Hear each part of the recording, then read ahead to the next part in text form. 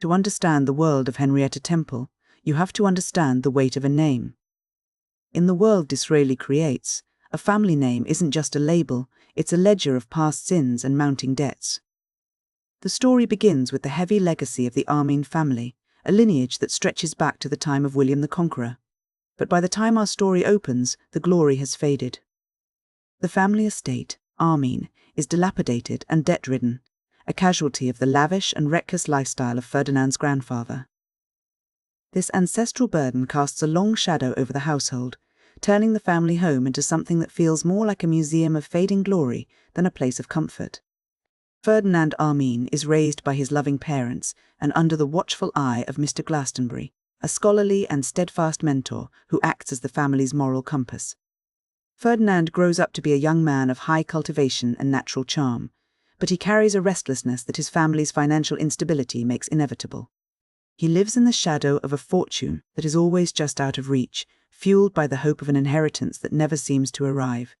He is a man of passion and potential, but he is trapped by the reality of his dwindling means. This hope eventually leads Ferdinand to Malta, where he is given an army commission. In Malta, he descends into a lavish, debt-fueled lifestyle, essentially living on credit and operating under the false assumption that his maternal grandfather, Lord Grandison, will eventually provide for him. Ferdinand spends years building up a mountain of debt, convinced that his financial salvation is a certainty. But when Lord Grandison dies, the floor drops out from under him. Instead of a massive inheritance, Ferdinand discovers he has been disinherited entirely in favour of his cousin, Catherine Grandison. Ferdinand returns to England, not as a wealthy heir, but as a man facing total financial annihilation.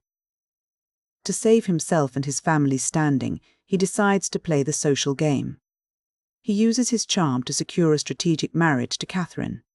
This isn't a marriage of love, it's a business transaction designed to consolidate wealth and settle his mounting obligations.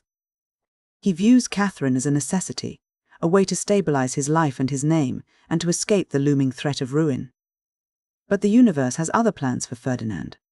Just as he is setting his life on course through this calculated arrangement, he meets Henrietta Temple. The encounter is transformative. What starts as a simple social acquaintance quickly spirals into an all-consuming, agonizing passion. For Ferdinand, Henrietta isn't just a woman he likes. She is a force of nature that makes his previous life, his marriage contract, his debts, his very sense of duty, feel like a thin, transparent veil. This is the love at first sight that Disraeli describes as a transcendent, soul-scorching force. It is an immediate, unpolluted sympathy that defies reflection or compromise. Ferdinand finds himself trapped in a psychological double life. To the world, he is the man engaged to Catherine, working to restore the Armine name. In his heart, he is a man enslaved to Henrietta Temple. He enters into a secret engagement with Henrietta, but the weight of his obligations to Catherine and the pressure of his family's expectations create a suffocating tension. He tries to navigate the space between these two worlds, but the gap is too wide to bridge. This tension between what he owes the world and what he feels in his soul begins to tear his life apart. His reckless spending and his attempts to manage the impossible web of Armine family finances finally catch up to him. He is arrested for debt and held in a sponging house, a grim, crowded pre-debtor prison in London. This is the physical manifestation of his internal chaos. He is no longer just a man with a secret. He is a man who has lost his freedom and his social standing, stripped of the aristocratic veneer he works so hard to maintain. As the financial situation worsens, the social web tightens around him. Henrietta, who is largely unaware of the true depth of Ferdinand's ruin or the fact that he is promised to another, falls deeply in love with him. She sees the man, not the debt. This creates a devastating collision of emotions, exacerbated by the fact that Ferdinand's letters to her become infrequent and brief as he spirals downward. The breaking point comes when Catherine Grandison realizes the truth. She isn't a villain, she is a woman of profound dignity and, ultimately, incredible self-sacrifice. She sees that Ferdinand's heart belongs entirely to Henrietta. She realizes that as long as she remains his fiancée, she is the obstacle standing between two people in love, and her presence is a constant source of tension and potential scandal. To preserve the honor of her family, and to release Ferdinand from the burden of a loveless obligation, Catherine makes the agonizing decision to dissolve their engagement. This leaves Ferdinand in a state of total collapse.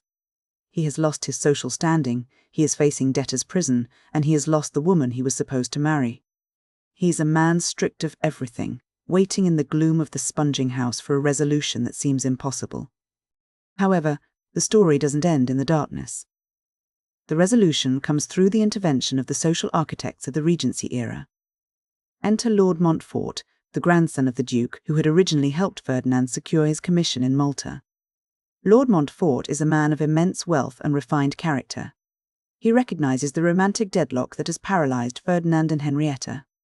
In a masterful move of social engineering, Montfort presents Ferdinand with a note written by Henrietta.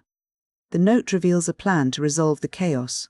Montfort and Catherine are to wed, thereby providing Catherine with the stability and happiness she deserves and freeing Ferdinand to marry Henrietta.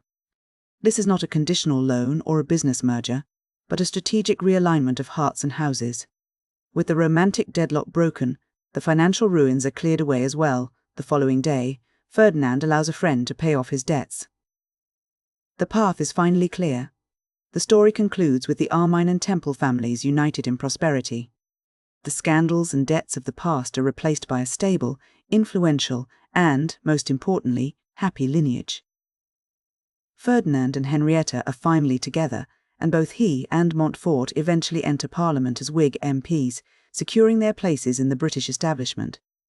When we look back at this story, it's easy to see why it resonated so strongly when Disraeli wrote it. There is a profound tension here between honour, the social and familial duty one owes to their name, and passion, the individual desire that refuses to be governed by contracts. The novel suggests that while passion is a transcendent force that scorches the soul, it cannot exist in a vacuum. In the world of the Regency upper class, passion must eventually be reconciled with social compromise.